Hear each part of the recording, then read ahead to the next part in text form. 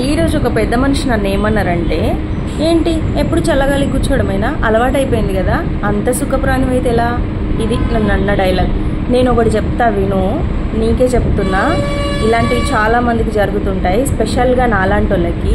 నేను ఖాళీగా కూర్చోలేదు. పొద్దున్న లేసి ఇల్లు ఎవరు శుభ్రం చేస్తారు, పొద్దున్న లేసి పిల్లలకి బాక్సులు ఎవరు పెడతారు, వాళ్ళని స్కూల్కి ఎవరు పంపిస్తారు, హస్బెండ్ని ఎవరు వర్క్కి పంపిస్తారు, నా పనులు ఎవరు చేస్తారు? నేను కాదా చేసేది ఇదంతా. మళ్ళీ కంప్లీట్ వర్క్ అయిపోయిన తర్వాత నా వర్క్కి నేను వచ్చేసేయాలి, అది కూడా 10 వరకు. 10 లోపు కంప్లీట్గా టిఫిన్స్, ఫుడ్, స్నానాలు ప్రతిదీ కంప్లీట్ చేసుకోవాలి, ఇల్లు నీట్గా పెట్టుకోవాలి.